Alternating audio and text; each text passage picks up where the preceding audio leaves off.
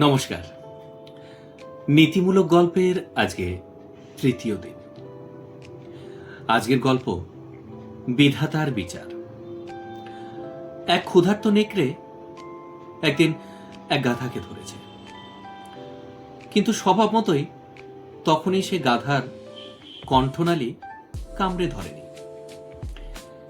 নিজের মহত্ব দেখিয়ে নেকড়ে গাধাকে বলল, অন্য পশুর মতন স্বভাব আমার নয়, আমি কখনো অন্যায় করি না, তাই তোমাকে খাওয়ার আগে বিচার করে দেখব তুমি আমার চাইতেও বেশি দোষের কোনো কাজ করেছো কিনা।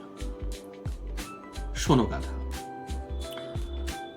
আমরা দুজনেই জীবনের যা যা অপরাধ করেছি আজ তা খুলে বলবো। তারপর যদি দেখা যায় যে তুমি বেশি অন্যায় করেছো, তবেই আমি তোমাকে খাবো। আর আমার অপরাধ বেশি হলে আমি তোমাকে মুক্তি দেব। এই কথা বলে নেকড়ে তার অপরাধের ফিরিস্তি শুরু করল। নেকড়ে বলল, দেখো, এখনো পর্যন্ত আমি বহু ছাগল, ভেড়া, গরু, মহিষ, মোরগ, এমনকি কিছু রাখাল বালককেও মেরে খেয়েছি। এ কথা ঠিক, তবে সত্য কথা হলো সবই আমাকে করতে হয়েছে দায়ে পড়ে, খিদের জ্বালায়। ইচ্ছে করে কাউকে আমি মারিনি। এবার তোমার কথা বলো। গাধা কি বলবে ভেবে পায় না। জীবনভর সে মনিবের বোঝা টেনে বেড়াচ্ছে, কাজে ফাঁকি দিয়ে অপরাধ করার সুযোগ কোথায় তার? মনিবের হাতে লাঠি আর মুখের গালি তো তৈরি থাকে। অনেক ভাবনা চিন্তা করে গাধা শেষে বলল, হ্যাঁ, মনে পড়েছে বটে, অপরাধ একটা করেছিলাম বলতে পারো। তার জন্য মনিবের লাঠির ঘাও কত পড়েছিল আমার পিঠে। একদিন আমার পিঠে কিছু শাকসবজি চাপিয়ে মনিব বাজারে যাচ্ছিল। সেই সময় হঠাৎ একটা মাছি খুব জ্বালাতন আরম্ভ করলো। অতিষ্ঠ হয়ে ঘাড় গড়িয়ে যেই মাছি তাড়াতে গেছি, কি করে যেন মুখে ঢুকে গেল একটা শাক পাতা।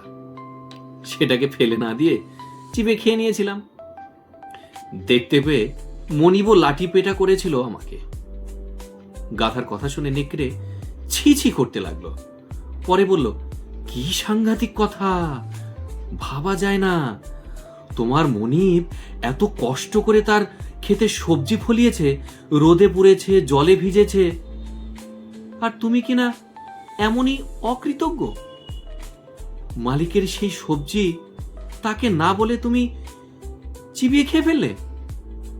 এ কথা ভাবতেও আমার শরীর শিউরে উঠছে। মনিব তোমাকে লাঠির বাড়ি মেরেছে ঠিক কথা, কিন্তু অপরাধের তুলনায় তা খুবই সামান্য।